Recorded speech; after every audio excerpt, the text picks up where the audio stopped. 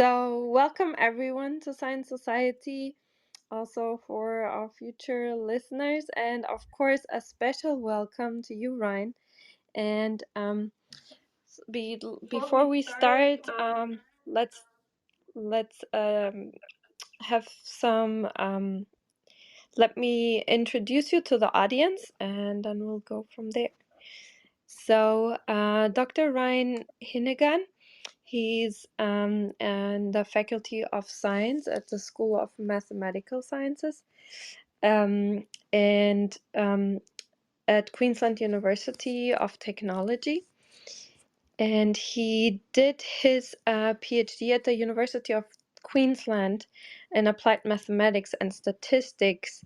And then he did a postdoctoral research fellow at the University of Barcelona. And he is a global marine ecosystem modeler with a background in applied mathematics and statistics. And he, as I said, since 2020, he has worked as a lecturer at School of Mathematical Science at the Queensland University of Technology. And in his research, he is focusing on building global marine ecosystem models so that we can understand how life in the world's ocean is affected by human activities, which will then help us in the future to assess the global impacts of climate change, human demand, extreme events, and conservation of global marine life. So we are really happy that you could make it here today and to have you, because we think it's really important, the work that you do. So we really appreciate it. And usually Victoria does the rest of the introduction in the interview format. So I'll pass the mic over to Victoria. Thank you. No worries. All right, thank you, Ryan, so much for being here. We look forward to hearing your presentation. Thank you, Katarina.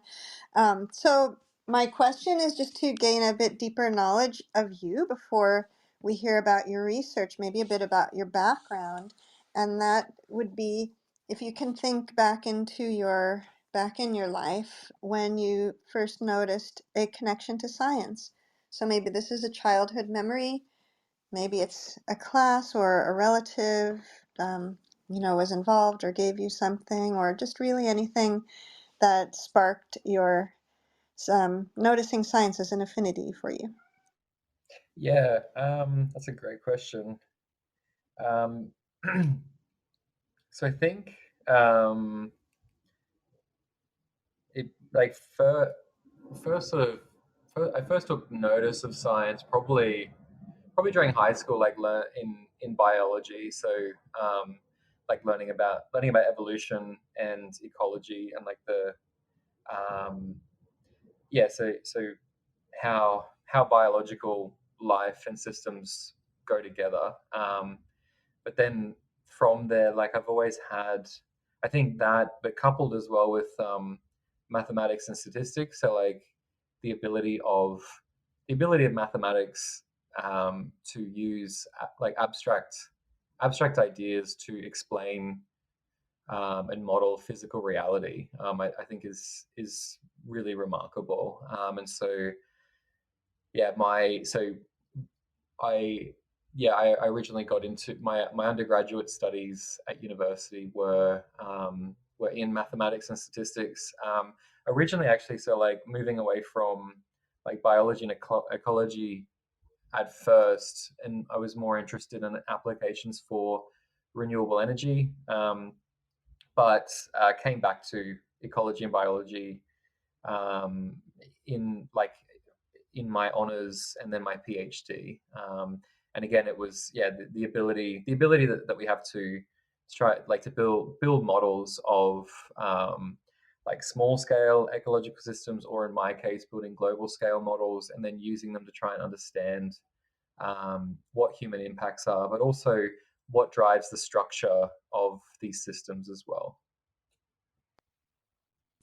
Thank you. And can you please, I imagine this is going to maybe lean on your research or have um, maybe explain some of what you've done. But you mentioned the idea of abstract ideas to explain physical reality. Can you give an example of that? Yeah, so I think so like well the thing what I'll be talking about today, like the model that we built, and like what so I'm not I wouldn't say like any model. There's there's the famous saying like some models are all models are wrong, some are useful. But I think like in applied in applied mathematics and ecology and climate change, like we build models of the Earth system, and that's sort of to represent like yeah to represent how different parts of the Earth system, so physical and ecological and biological, how they all interact, to give rise to like the environment and global processes. So I think like the model that I built with a group of people in my PhD and afterwards, that was sort of like an abstract it's a representation of the marine ecosystem, at a global scale, and it allows us to understand the drivers of observed processes in the marine ecosystem. Yeah, Right. Thank you so much because that sounds like, even for our listeners in the future, a very interesting concept. And so maybe what that provides is a structure to examine, maybe to leave if it doesn't work for every configuration that you're examining, but also to test things. that's right. Yeah. Hmm. Yeah.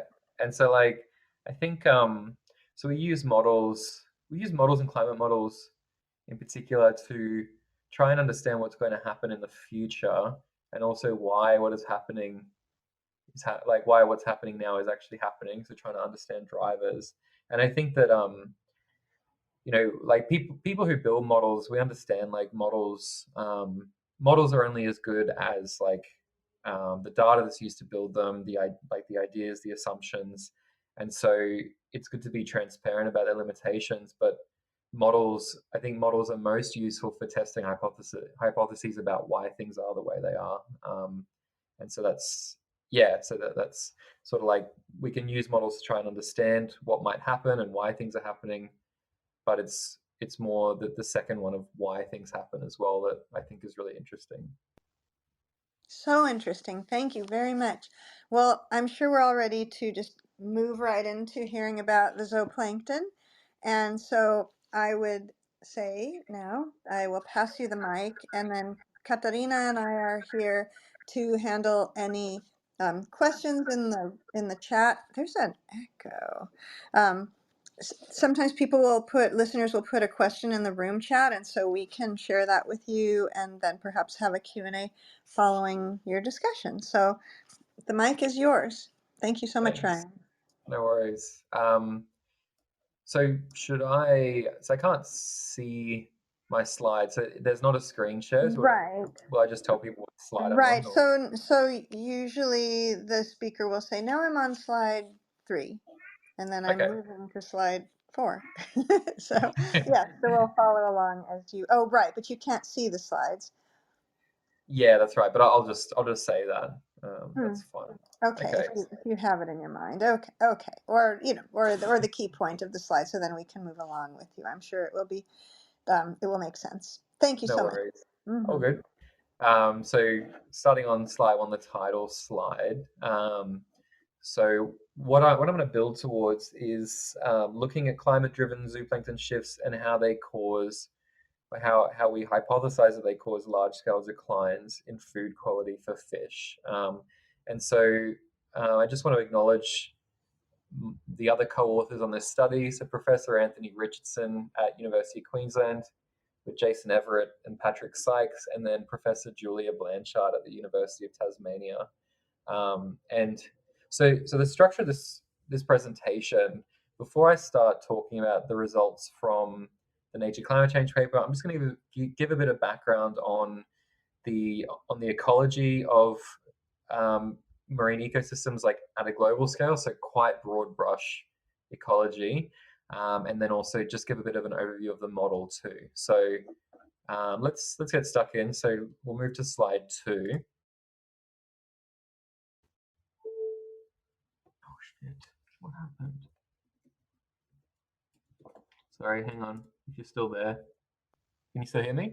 Yes, we're here. We hear you. Great. Sorry, my screen just switched off. You know, technology does that. Okay. And we forge ahead. Thanks. Great. For No worries. So on slide 2, so we're talking about the marine food web or marine ecosystems. At the base of the food chain in most ecosystems are phytoplankton. So phytoplankton are primary producers. They convert sunlight and inorganic nutrients into biomass.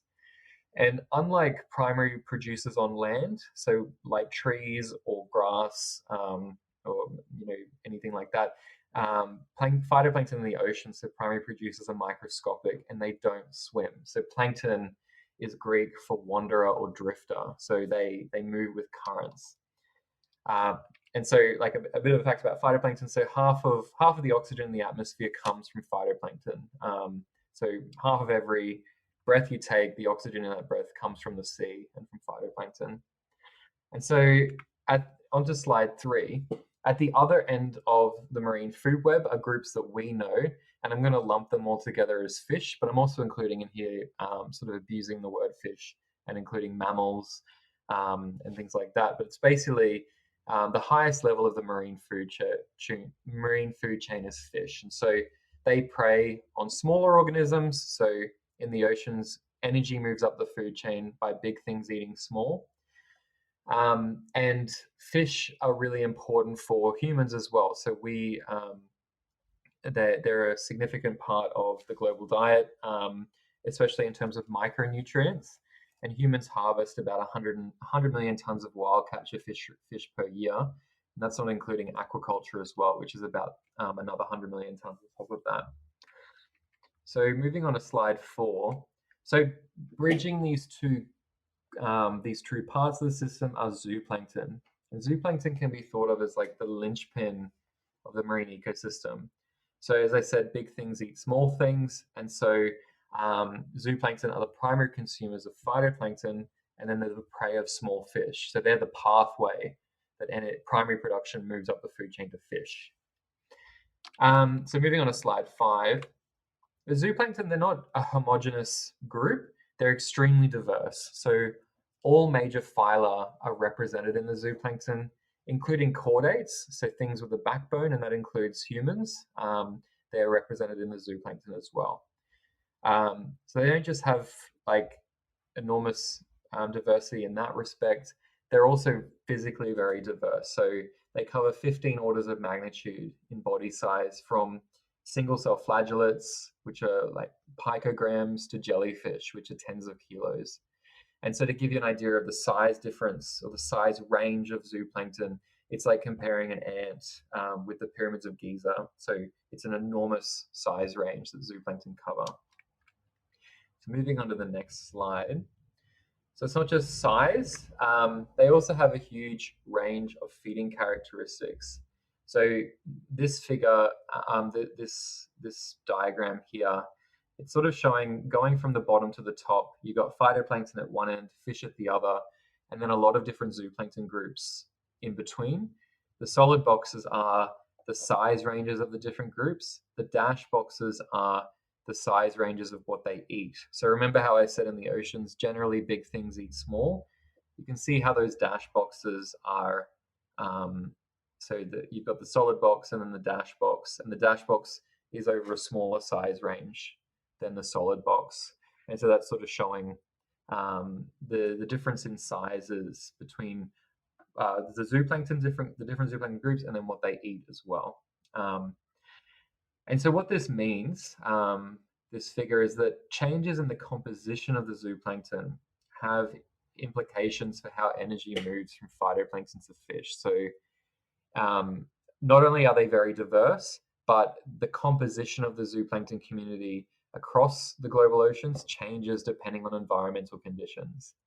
And so if it's changed, that what that means is that um, because there's a bunch of different body sizes and feeding characteristics, so the predator-prey mass ratio in particular, so that's like the ratio of a predator to its prey size. So, for example, if I'm a human, or like if I weigh 80 kilos, or I don't know what that is in pounds, 170 pounds, and I eat something that's 10 times smaller than me, the predator-prey mass ratio there is 10 to 1. And so it varies across different groups.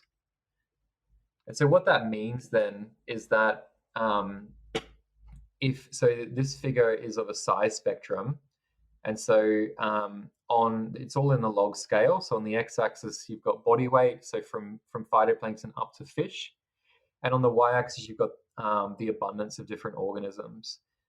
So you can see that the phytoplankton community, that doesn't change, but if we have a zooplankton group that's dominant, sorry, I'm on the next slide 7.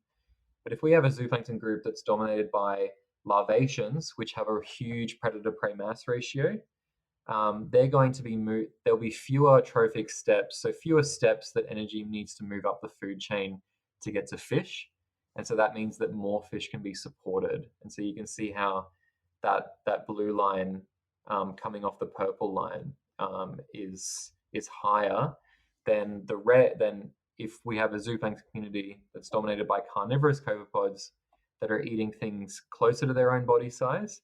So if you imagine if you've got organisms that are eating things closer to their own body size, there's more steps to get up the body size, the food web, to a given like fish organism. And so at each step there's loss, like respiration, just keeping yourself alive. And so that means that less fish can be supported if depending on what the zooplankton community is made up of. So that's so we've talked about body size, we've talked about feeding characteristics like predator-prey mass ratio. And if there's any questions, so at this stage, like let me know, because this can be like this bit can, there's a bit of information here. Yeah, so happy to stop. But so moving on to slide 8. So we've got body size and feeding behavior, but we also have composition. So zooplankton have a range of body compositions. And so if we just look in terms of carbon content, they range from 0.01 to 20% carbon. So this has implications for predators. So moving on to the next slide, you can imagine, so I said how jellyfish are zooplankton. So jellyfish have a very low carbon content of about 0.01% versus a group like crustaceans, like krill, that whales eat. They're very carbon dense, and they have a carbon content of about 20%. And so if you imagine, if you were a predator, or if you're a human, you can imagine the nutritional difference between jellyfish and krill. It's sort of like a human having 100 grams of jelly versus 100 grams of steak. And so you can imagine that the steak is going to do a lot more for you nutritionally and energy wise than eating 100 grams of jelly. And so it's a similar that sort of says then that if we have more gelatinous zooplankton, then the diet quality of things that eat the zooplankton is going to be lower. That's what this would suggest as well. So we have this information about zooplankton diversity. And so moving on to the next slide. So I talked a bit in the intro about models, but zooplankton really are a missing link in ecosystem models. So this the diagram just shows a few different types of models of the marine ecosystem, from phytoplankton up to fish or sharks and dolphins, seabirds in the case of subfigure B.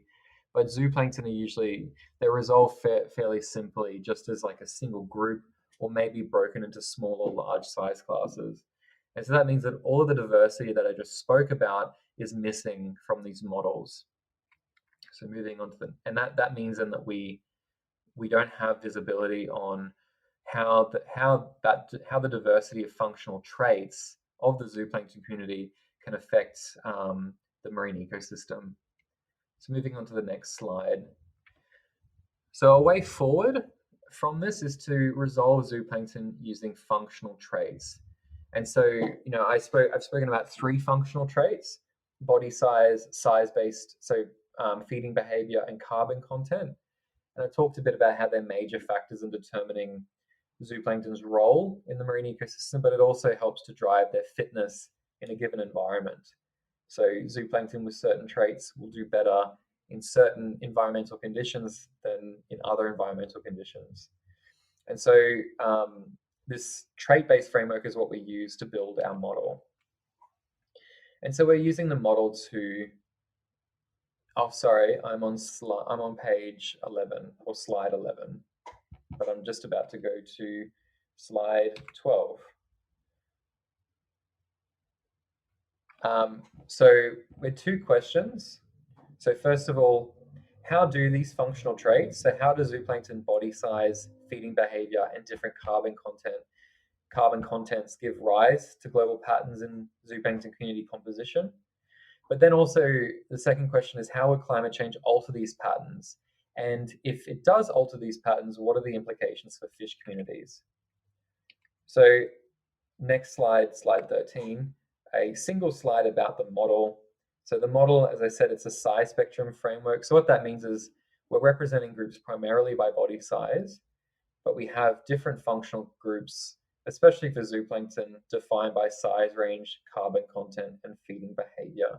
And so if you look at that, the line plot, that size spectrum plot in the top right-hand corner, you can see phytoplankton are that green line, and in the smaller size classes, fish are the blue line in the larger size class, and then between them we've got a bunch of different groups of zooplankton, so 9 different zooplankton groups.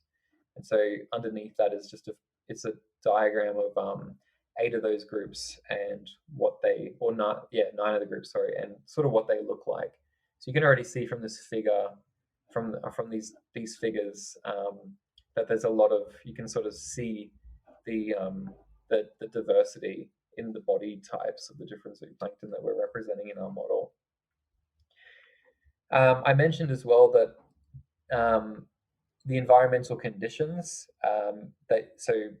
environmental conditions vary depending on where you are in the world, and so we need to include that in our model because the composition of the zooplankton will change depending on the environmental conditions. So on the next slide, slide 14, we drive our model using annual sea surface temperature and chlorophyll concentration. So these figures are a bit old, sorry. This is a very coarse resolution map. You can sort of see the pixels of the different areas of the world, but we use a finer scale grid, as you'll see, for the model, but this sort of just gives you an idea. But you can see, sea surface temperature is pretty straightforward. It's colder at the poles, so 0 degrees where the ice is, or -2 even. And then as you move up to the subtropical and equatorial regions, your temperature increases to about 30 degrees in the warmest areas. Chlorophyll is a measure, so the bottom figure on 14 is a measure of primary production, so phytoplankton biomass, so primary producers. And so you can see that there are these areas in the middle of each ocean basin called oligotrophic gyres. They're the dark blue areas. So they're regions where there's low primary production. But then you can see in coastal areas and then in these upwelling regions along the equator and in polar waters, there's higher phytoplankton biomass, a higher primary production. So this figure is important, figure B, to sort of interpret the model and what it's doing. So slide 15, just quickly. So let's go to our first, so we've explained the model and some of the ecology behind it. But slide 15 is our question: how do functional traits explain global patterns in zooplankton community composition? So slide 16, and this is a figure from a paper that's in review that I'm co-first author on with Jason Everett, who was also an author on this work with Nature Climate Change. So the figures on the bottom are the first figure that's mostly green is showing the proportion of biomass of phytoplankton, flagellates, and ciliates across the global chlorophyll gradient. So from low chlorophyll on the left to high chlorophyll on the right. So you can see that the composition of the phytoplankton changes. So in low chlorophyll areas, there's more small phytoplankton. That's the pico and nanophytoplankton. So that's the very light green shade. And then as we move into, there's also more flagellates and ciliates, so small zooplankton that eat those groups. Then as we move into high chlorophyll areas, there's more microphytoplankton, so they're larger phytoplankton groups. And so the figure at the bottom then is the zooplankton community. And so you can see that there's changes in the composition of the zooplankton from low to high chlorophyll. So in low chlorophyll areas, we see more carnivorous groups like jellyfish, chaetognaths, and salp. So they're the reddy orange groups. But we also see more filter feeding zooplankton like larvaceans and salps. Larvaceans and salps. So they're like the brownie, I don't know what that color is. It's like a brownie yellow sort of color at the bottom of that figure. And so they're more prevalent in low chlorophyll areas. Then as chlorophyll increases, the zooplankton are dominated more and more by omnivorous zooplankton like copepods and euphausiids. So they're the blue group. So if we look at this on a map, so on slide 17, we can see, so on the right hand side, the top map is of the proportion of the biomass that's omnivores. The middle is the proportion of zooplankton biomass that's carnivores, and on the bottom it's the proportion of biomass that are filter feeders. And each of the images on the left of the maps are like pictures of what these different groups actually look like. And so you remember how I said that chlorophyll picture is really important. And so it helps us, the picture of chlorophyll, remember, is it's a map, it's sort of a map of primary production. It's a proxy for primary production. The more chlorophyll there is, generally the more primary production there is. So the more, it's sort of like you're comparing deserts to rainforests. So in the middle of those dark blue areas are like deserts, and the lighter green red areas, they're like more like rainforests or highly productive areas. And so you can see that the composition, how that changes, how it tracks the chlorophyll gradient. So omnivores are prevalent everywhere, but especially in coastal and upwelling regions. And then carnivores and filter feeders dominate in the low chlorophyll open ocean. And they do that because smaller phytoplankton are more prevalent. So filter feeders, filter feeders like on the bottom, those groups are like, so you know how whales, there are filter feeding whales, so like the blue whale and stuff, and they eat krill, and so krill are millions of times smaller than they are, and so filter feeders are a bit like that, except in miniature. So filter feeders eat phytoplankton that are millions of times smaller than them. So what that means is that in low chlorophyll areas where small phytoplankton dominate, filter feeders are able to eat those phytoplankton directly, whereas groups like omnivores, they can't access those phytoplankton. So they consume smaller zooplankton first, and then that eat the smaller phytoplankton. So there's like additional trophic steps to get from small phytoplankton to omnivores. It has to go through small zooplankton first, whereas filter feeders, they can access that small phytoplankton directly, which is why they do better in those open ocean areas. So that's the model, and that's there's sort of a bit of an explanation as well for what drives the changes in global zooplankton composition, or what our model suggests is that it's mainly driven by changes in the phytoplankton, and then the different functional traits of the zooplankton, especially what they eat, determines how well they do in different parts of the ocean. So I'll move on now to the study. So moving to slide 18. So we have an idea now of what drives biomass composition in the model. But the next slide asks the question, so how will climate change alter these patterns, and what are the implications for fish? And so this now, hopefully now we have a good overview of the model and what drives the composition of the zooplankton. So now we can talk about some of the results from this paper that I led that was published earlier this year. So just a bit of background first. Next, the slide 19 on how we project future zooplankton. So to run the model into the future, we need to know.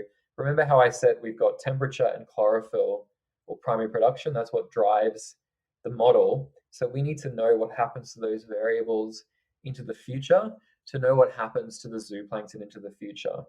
And so to do that, we need what we do is we use Earth system models that provide these environmental variables. But whenever you're doing future projections, there's not just uncertainty in the models. So the models are an imperfect representation of the Earth system, but there's also huge uncertainty as to the trajectory of future climate change. And so we usually run different climate scenarios to try and capture that uncertainty. So what I mean by that is, if you look at the figure on this slide, so the black line coming up to about 2020, that's a track of historical global carbon emissions, so gigatons of carbon dioxide per year. But then coming off that, branching off that, are a bunch of different potential future trajectories of climate of human emissions. And then on the right-hand side of the figure are like windows of warming that could happen based on those scenarios. So at the very top, you've got a baseline scenario that's sort of like unabated, that we just keep emitting more and more carbon, and plateau, around 2070, and that would put us on track for about greater than 5 degrees of warming, which would be catastrophic globally. Then on the other end, you've got a low emission scenario, which is where emissions come down and we hit net zero in 2050, and that would be more in line with the Paris targets of less than 2 degrees Celsius warming by the end of the century. You can see as well there that these CO2 scenarios, the lower ones, they also rely on us actually removing carbon from the atmosphere later this century as well. Then in the middle, you've got like the yellow line, which is probably the yellow line, and that browny yellow line. That's at the moment the most likely trajectory of climate change. So about 2 to 3 degrees of warming is our current trajectory, which is where emissions sort of flatline and then start to slowly come down. And so based on national commitments to emissions reduction, this is sort of the most, that range is sort of the most likely range where we're going to end up with warming. But we don't know. We might do better, we might do worse, especially if there are natural feedbacks from the Earth system in response to warming. So we need to model multiple scenarios. So we choose a low emission scenario to model, an intermediate scenario, and a high emission scenario. Okay, so that's like a bit of a sidetrack on how we run models into the future for climate change. So moving on to slide 20, looking at our model itself. So it's good first of all to just look at changes in future zooplankton biomass. So we're using 3 different scenarios. So 126 is the low emission scenario, 370 is an intermediate scenario, and 585 is that unabated high emission scenario. And we can see how the big figure on the left is the change in global zooplankton biomass under the different scenarios from 1980 to 2100. And so depending on the emission scenario, we end up with between a 7 and 17% decline in zooplankton biomass on average globally. The little figures on the right show that that's not the whole story. So different zooplankton groups are affected differently by climate change. So the red line is carnivores, so the blue line are filter feeders, and the green line represents the change in the biomass of omnivorous zooplankton. And so we can see that in all the emission scenarios, generally as climate, the higher the emissions, the greater the biomass decline as it gets warmer. But the magnitude of the decline differs between the 3 groups. So carnivores and filter feeders are less affected by climate change than omnivorous zooplankton, which are the most affected under all scenarios. So moving to slide 21. So this is a map, and I promise this is the last. There's a lot of maps here, so we'll go through this slowly. No more maps after this, but we've got the top row is like the baseline composition of the zooplankton from the model, and so we already saw this from the earlier study, and we know what's driving this pattern. So we can see that in the oligotrophic, those low chlorophyll areas, carnivores and filter feeders are more prevalent. So the top figure, the baseline, that's the percentage composition of the zooplankton community. So 80 so say for example omnivores are 80% in high productivity in polar areas, and so that means that they're 80% of the biomass of the zooplankton in those areas. But in the oligotrophic gyres, carnivores and filter feeders are more prevalent, and so they make up together about 40 to 50% of the biomass in those areas. Then the bottom 9 panels, so the rows are the different climate scenarios from low emissions to high emissions. You can see that the patterns are very similar, just that the magnitude of the change is greater. And then the rows are the different groups up, so carnivores, filter feeders, and omnivores. So here, what this is showing is the change in the composition of the zooplankton under the different emission scenarios. So you can see that across the different climate scenarios, carnivores and filter feeders increase as a proportion of the zooplankton, so they're more prevalent. So we saw in slide 20 that the total zooplankton biomass goes down, but this figure shows us that the composition of the zooplankton changes now. So carnivores and filter feeders become more prevalent as a proportion of the zooplankton, whereas omnivores, the far right-hand column, they decline in prevalence across most of the ocean. All right, so moving to slide 22. So the implications for fish. So what we can do with the model, so remember we haven't talked about fish yet, but the model does have fish in it, a really simple representation of fish. And so then we can actually look at the diet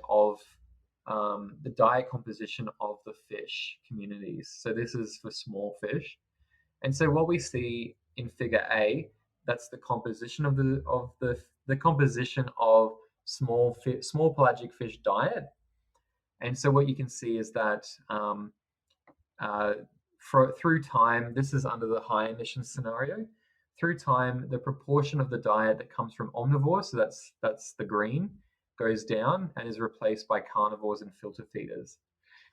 And so then what we can look at is the change in the carbon content of fish diet, their trophic level, and then their overall biomass through time. And so carbon is like a measure of diet quality. Like as I said, like the difference between eating jelly versus eating steak. There's a lot of different ways of measuring diet quality, but carbon is sort of a first order metric that we used at least. And so what you can see is that as omnivores decline and filter feeders are very gelatinous, so they're salps and larvaceans. They have much less carbon in them compared to omnivores. Carnivores also include jellyfish, and they have very low carbon content. So panel B shows us that as a result of the change in the diet composition, the carbon content of small pelagic fish's diets decreases. And so it decreases by about 8%. So from 9% to about 8.6% or 8.7%. Sorry, so it's a bit, yeah. Sorry, I don't think that's 7%, but yeah, so so there's a decline in the quality of their diet. And so there's also panel C is like the trophic level. So remember how I said big things eat small in the marine ecosystem. So the trophic level, it's like the number of steps to get from phytoplankton up to small pelagic fish. So it's like how many steps does energy need to travel through to get up to a given size class. And so we can see that because carnivores are more prevalent, the trophic level of fish, of small fish, increases. So there are more trophic steps. The food chains are longer in future waters. And then as a result of lower carbon in the diets and higher trophic levels, and also falling primary production, which we haven't really looked at, the biomass of fish decreases by about 20% by the end of the century. So that's sort of showing the implications for fish. And I'll finish on slide 23.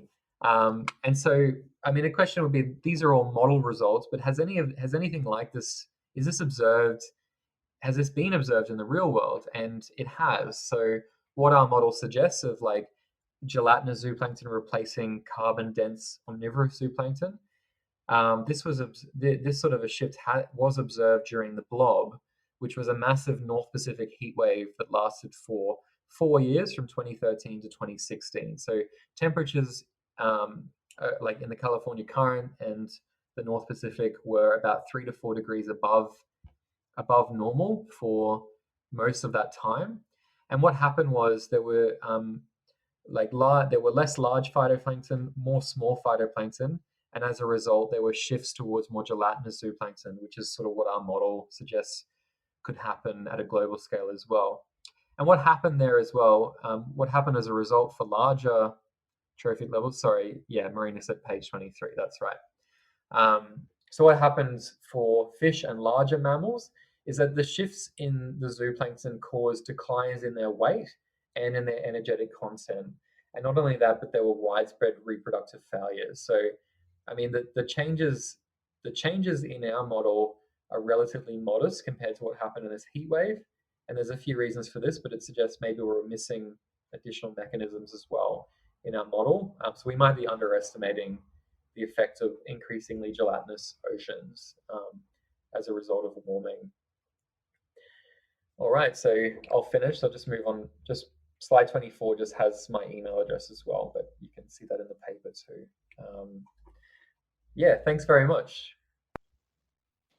Yeah, thank you so much for sharing this research with us. It's it's really interesting to to hear the details from you and the explanations of all the maps.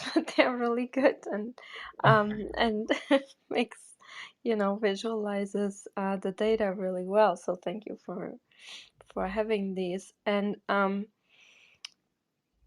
if anyone wants to ask questions, feel free to add them in the chat or raise your hand, and we'll go from there. But if it's okay, I'll just start until people come up. Hey, Katarina.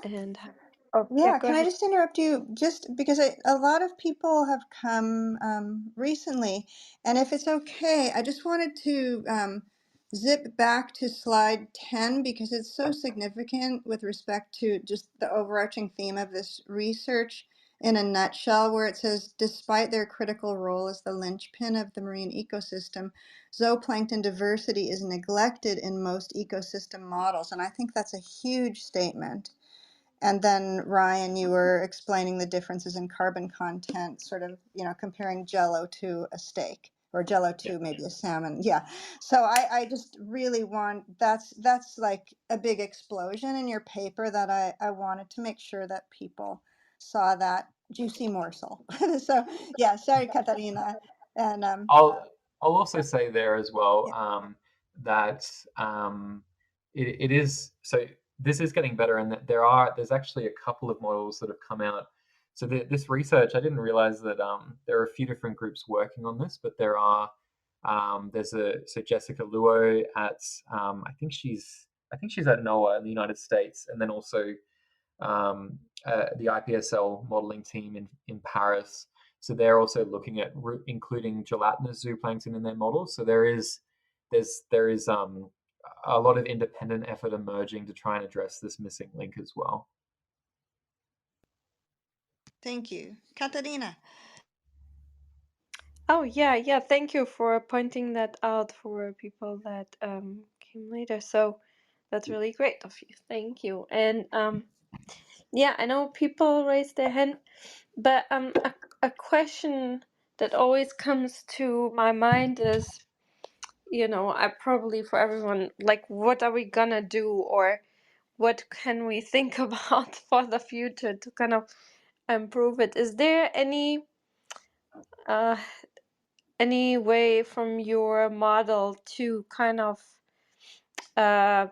predict, which exact, we had a room here earlier about ocean reforestation, and that basically one species was really important, would play a very important role for reforestation of the ocean, which is a really important ecosystem. So, does the data point to something that we could basically support in the system to kind of, prevent like even more future malnutrition of, fish and so on? Or is that something we still have to figure out, basically? Yeah, I think at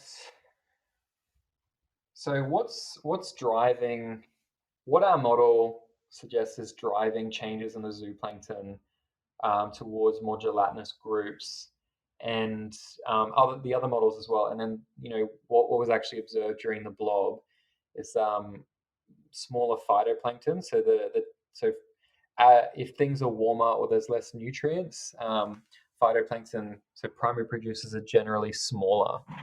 And so I think this is in terms of so this I mean this is like a global we sort of like examples like what happened during the blob, which is a more regional system like the North Pacific California current, and we've sort of blown that up and looked at it on a global scale. So I think like in terms of what we can do for like the things that we've observed, if we wanted to prevent um, like zooplankton communities becoming more gelatinous at, at a global scale, the first sort of thing that needs to happen is that carbon emissions need to come down. So like I think that this is a sort of it's another it's another perspective on like global scale ecological impacts as a result of like warmer temperatures. So like the first sort of thing that needs to happen is that like we need to stabilize global temperatures, and then um, you know like think about how can we bring them back down, which is like that's a yeah that's pretty huge. But Mhm. everything sort of flows out of that. I mean, yeah, like on a smaller scale, there might be things that could be done, like ocean fertilization, so trying to counteract those nutrient deficient, so like lower nutrients. There's also as well like there's a lot of uncertainty too on how climate change will impact phytoplankton. So there's uncertainty then in our results from that. But yeah, generally for a global scale change like this would need like a global scale solution. Yeah, yeah. Thank you for that answer. And just a follow-up question before I hand over the microphone. Um, so can the system recuperate well, and how much time would we have? Like, let's say, the temperatures will rise, even if we would stop right now with everything that we're doing, which we are not. Um, let's say we somehow a miracle happens and humanity comes together and improves everything. Like, how much time would we have to to have the system still be able to bounce back? Are you working maybe on a model to Uh, calculate that too? yeah, so I mean, in terms of like what happened with the blob, the North Pacific heat wave from 2013 to 2016, like the system bounced back quite quickly. So I think it was like the following year things were shifting back to what they were. So like there was larger phytoplankton, krill and euphausiids. So krill came back, and then like fisheries bounced back as well. So there were changes.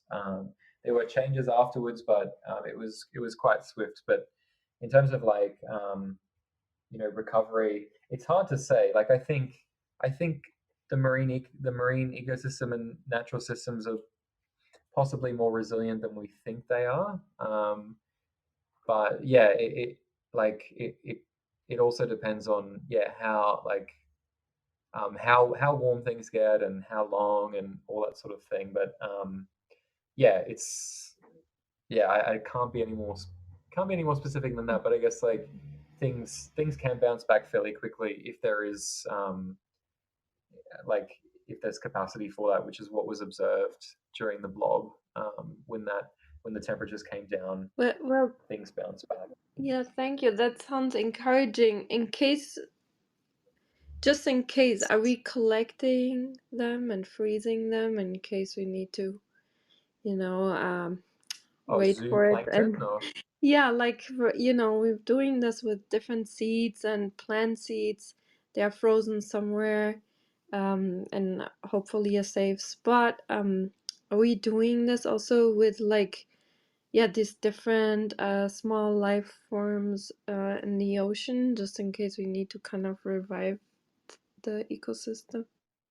so I think not that I know of for zooplankton, and the reason for that would be like generally, so there are zooplankton everywhere, and generally there are like members. So those maps that I showed, like either in areas where there's a smaller proportion of different groups, they still exist there. So like in polar regions and stuff, there are like, so I don't think you're going to see zooplankton or like big functional groups of zooplankton going extinct. I think you just see the composition changing. Maybe certain species might go extinct, but like uh, yeah, in terms of like the whole community, I think like the ocean, unlike on land, things can move a bit easier, especially in the open ocean. So different species of fish and organisms are moving. Like species are on the move in the ocean away from the equator as water's warm. So they're like broadly following their thermal niche. And so that's sort of unlike on land where like the environmental conditions for certain species might just disappear entirely. Um, that that sort of thing is less likely to happen in the oceans. It's more things will get moved around. But I mean that's a very broad statement as well. But yeah, coming back to like this seed storage and stuff. As far as I know, there isn't something like that for like plankton in the oceans. Well, thank you so much, and I'll hand it over to Lisa, and then let's just go in PTR. Thank you. Good. Yeah, thank you. Svalbard, by the way, is the place where the seed vault is, and actually they had flooding shortly after it opened, so that was a bit concerning, but they say they've got it under control now. Yeah. And I guess like my question sort of relates to the blob concern. I know that the last few weeks there have been a bunch of people reporting anomalously high ocean temperature. In particular, the surface temperatures seem to be spiking. And so I wondered, do you have models where you plan for outlier scenarios like that? And then also, are you concerned about it, or you think pretty much like the blob, it should resolve once temperatures do? Yeah, so is that like that they're projecting like a like we were in La Nina, so the South Pacific was in La Nina for the last 3 years, and it looks like it's shifting pretty quickly to a pretty severe El Nino. Is that what you're referring to? Yeah. Yeah. So like that's more near term. So I'm not that like my model. You can see I was like, running out to 2100. I probably wouldn't trust my model to do short term projections. because it like the mechanisms that it at short term and smaller scale, you need to include more mechanisms that are like important at a smaller scale. So you sort of ignore that as you zoom out. But in terms of uh, like the El Nino, yeah, I'm not I, like I'm looking at that as well because that is quite concerning. That I think like water temperatures have been like at hit like record highs for the past couple of weeks, like unusually high. And so what might like I think the blob was driven by El Nino as well, or it did occur at the same time as an El Nino. So we could see things like that happen again. And I guess like scientifically, it's a test case of it's another test bed of what happens to marine ecosystems under stress. And so it gives a bit of insight into what's going to happen into the future. But in terms of models, not that like I don't work with I don't work with those kind of models. Like usually for like those more immediate impacts, it would be like regional scale models or like fisheries models. So I know there are a ton of models for the California current because there are a lot of valuable fisheries there. So they would be watching as well, and probably trying to prepare based on what's unfolding right now.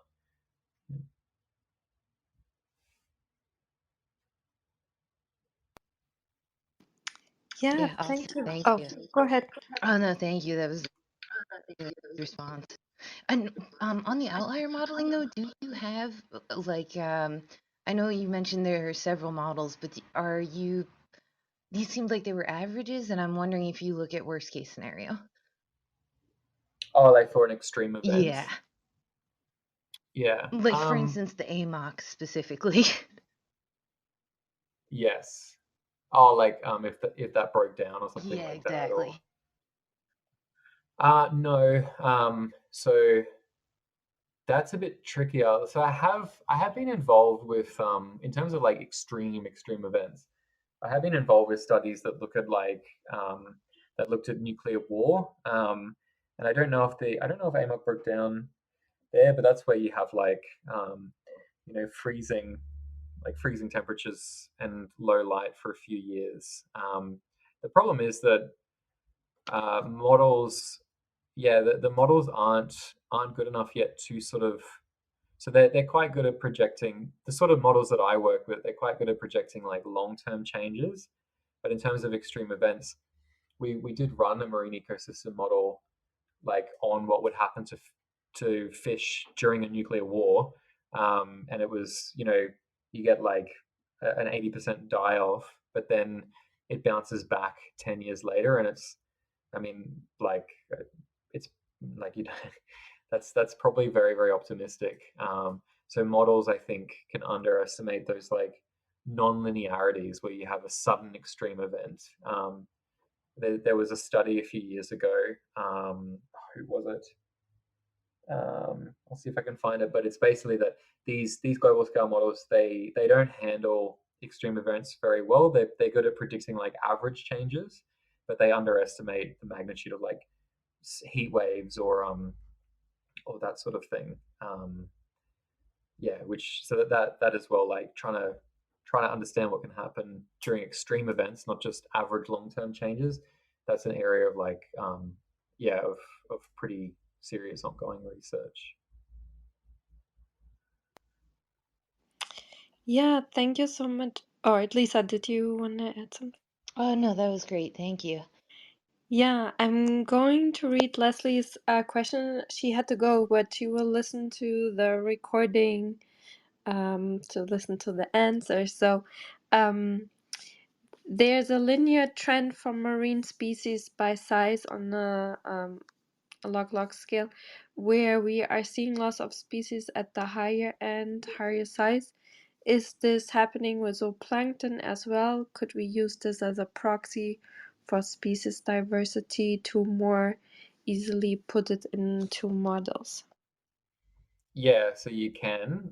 So there's an index of species diversity that is a bit like it is a bit like size diversity. So what you're talking about linear trend for marine species by size on a log scale. So that's that the abundance, there's less. So in terms of abundance, there are fewer big things in the ocean than there are small. So like bacteria, there's 10 to the 25 bacteria per cubic meter of water. So it's like, a billion, trillion, 100 or 1,000 trillion per cubic meter. Whereas like, if you wanted to find a whale, you might need to look over like, hundreds of hundreds of cubic kilometers of water. So, but then, so there's that scaling with size, and there are similar things as well with species diversity as well. And people do look at putting those into models. But you asked, like, is this happening with zooplankton? So are we seeing smaller zooplankton? So I'm not sure. I don't think so, actually. So I think, but I'm not too sure. I think we do. So in warmer areas, zooplankton gets smaller. Generally, they are a bit smaller, but there's also, because zooplankton are like in the middle of the marine food chain between phytoplankton and fish. What happens to the fish as well? So if there are less fish, then maybe there's less predation on the zooplankton, so there can be more zooplankton. But then there's a bunch of different feedbacks.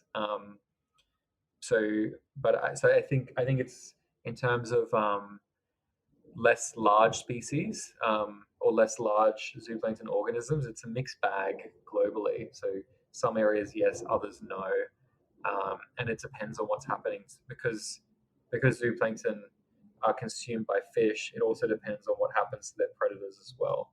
So like another, we've been talking only about climate change, but the impacts of historical fishing on marine ecosystems. So like what industrial fishing for the last 150 years.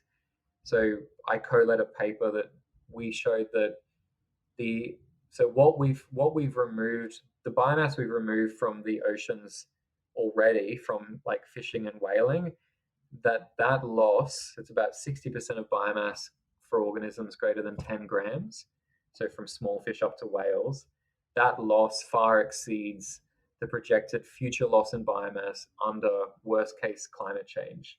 So what that means is that if we want to understand what's happening to the zooplankton under climate change, we also need to think about how fisheries are managed and the impacts of fishing on larger organisms as well. So it's a bit more of a complex story with zooplankton in terms of human impacts.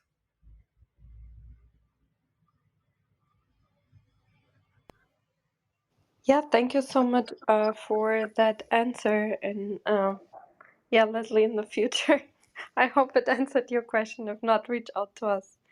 And Eric, did you have a question? Yeah, hi. So, I saw a salp once when I was scuba diving. It just tripped me out. I thought I'd seen some rare thing in it, and I looked it up, and I'm like, wow, this is one of the most common organisms in the whole world. It was crazy. But so just riffing on a couple topics and see if any of these hit a button with you. But I saw Craig Venter years ago discuss when he trawled the world collecting samples for molecular biology. I thought that was a fascinating journey he took. I read a paper not long ago about iron, and iron being the limiting factor in so much of ocean everything.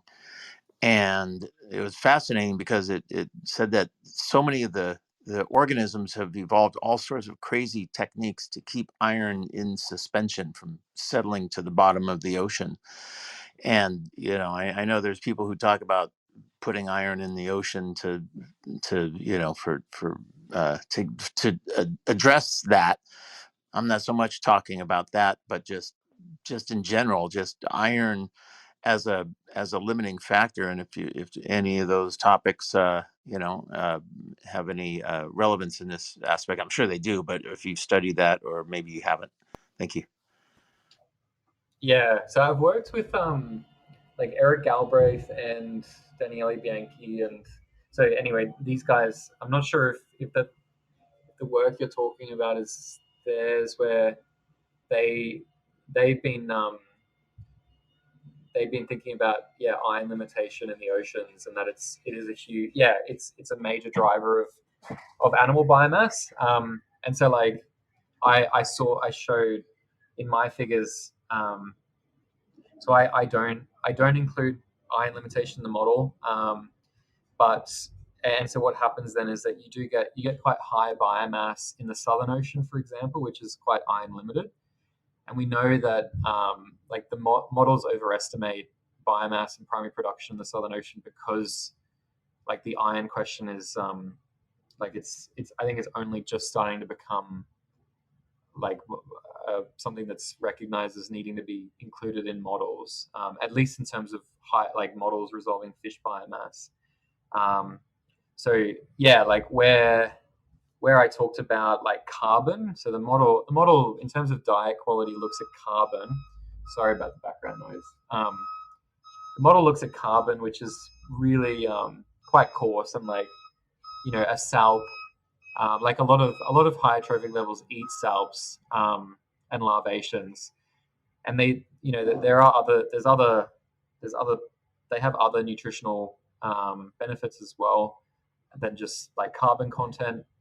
And so that would be something moving beyond just carbon, which in itself was an innovation. But yeah, I think what you found in your reading, like looking at iron limitation, we need to start thinking about like how do we model and resolve like micronutrient flows as well. So things like iron that are that are limiting factors in like huge areas of the ocean, and also explain why there's less biomass than we think there should be in different parts of the ocean, especially like the Southern Ocean.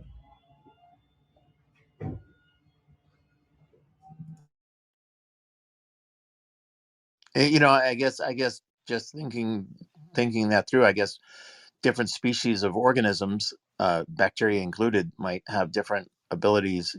Bacteria have siderophores, which absorb iron, and so maybe the species complex has some relevance there as well. And anyways, that's Yeah, definitely. Yeah. Yeah, exactly. So if you like moving beyond just like functional traits, like coarse functional traits, like what we've used here, to looking at species diversity in terms of like um, iron requirements and that sort of thing, or not just iron but other micronutrients. Yeah, that would be a very important step too, because it's like depending on the bacteria present in a different system, um, you might have high primary production, but if it's the wrong kind of primary production, it can be quite toxic.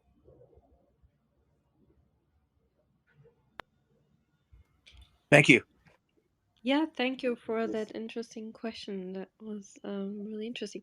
Um, Alvin, Ryan, do you have time for one more question? I know we said an hour. We've been going a little bit Yeah, over. yeah. Another questions. That's fine. Okay, great. Thank you. Alvin, please go ahead. Cool, thanks. I actually used to work. Hi, Ryan. I used to work with some people down in the Centre of Excellence for Climate Extremes not too long ago. I'm really interested in this idea of you're seeing a decline in sort of the zooplankton. Did you kind of get any sense of what effect that would have on the biological pump in terms of sequestering carbon? Because obviously we're going to lose some of the ocean sequestration in the Southern Ocean as it warms. Mm. What size would the sort of biological pump play in this, and what you've seen, would that have an impact on it? Yeah, definitely. And so that's not something that our model does yet. So our model is kind of unique in focusing more on like the food chain, so going up to fish. But where I said before, there are other groups looking at the effects on the biological pump for carbon sequestration of like gelatinous zooplankton. Yeah, it does. So resolving those groups does have an impact on carbon sequestration. So I can give you a few references. Actually, maybe I'll yeah. There's two papers, but I can't find them on top. Like think of them on top of my head. But I could pass them on to you afterwards because yeah, this is hugely important. Arguably, especially in the open ocean where there's lower production and like those open ocean gyres aren't that important for fisheries, but they are quite important for like long-term carbon sequestration. And so there's a paper coming out from a group in France using the IPSL system model. So they include tunicates like salps in particular in their model, and they found that like that the quantity of carbon sequestered in the future, it was higher if you factor in the effect of larger organisms like salps that are filter feeders. So they you know they're big, so they sink quickly, but because they're filter feeders, they scoop up a lot of really really small organic matter that would sink really slowly. So they're quite important for accelerating carbon sequestration in the deep ocean. And so including those groups, they have a really big impact on open ocean carbon sequestration. And so that's something that we want to explore with our model, but we're not quite there yet. But these other groups have started to look at that, and that it is quite important for that as well. Cool. Really appreciate it. Thanks. No worries. Yeah, thank you so much for all those questions. The last one I would maybe have, it's kind of a combination. You already discussed now what you're working on for the future. And is there anything you hope like for policymakers? Like we talked about, carbon capture, CO2. Are people listening more nowadays? Politicians, what do you think, and what do you kind of expect, or are you, a little peek into the future, what you're working on, and what you hope that Yeah. this So will. I think there's more and more attention being given to the marine ecosystem in terms of, so there's this idea or this thing called the blue economy, and it's that that there's a lot of economic potential from marine systems. And so in terms of zooplankton and plankton, it's sort of getting what Alvin's question about like biogeochemical cycling and stuff. There's a lot of interest in marine ecosystems for carbon sequestration and carbon removal. So I think that like there's a lot of work there, and I was at a conference recently where there's a lot of, so I'm not really in that area too much yet, at least, but there are a lot of really smart people saying that like we really need to be careful in this area, thinking about like that we can't just trying to think of ways for the ocean to suck up more carbon. There probably will be unintended consequences, so we need to think carefully through that. But phytoplankton and zooplankton play a really huge role in the global carbon cycle, and so that's sort of an area in terms of carbon sequestration and the carbon cycle is something that I would like to become more involved in, and talking to people about that and thinking about how we can develop the model to do that. But then on the higher end, so my research sort of is sandwiched between plankton and fish. So with these models as well, on a global scale, they can be used for like strategic policy making. So there was the recent like Conference of the Parties at the United Nations that ratified like protecting 30% of the world's surface by 2030 for nature. So I think that went through, and most countries were signatories, and that was quite a big that was a pretty big recent win in terms of policy for the marine ecosystem. Like obviously it's an agreement, so I don't know. I think that there's a huge amount of work to actually put it into practice, but talking in that sense of like massively scaling up protected areas in the oceans, that's really encouraging. So that's sort of an area as well, that I thinking of being involved in. So I think it's like the ocean's really mysterious. We rely on it a lot more than we think, even if we have nothing to do with it directly. And so like understanding it more and protecting more of it is a really exciting space to be working in.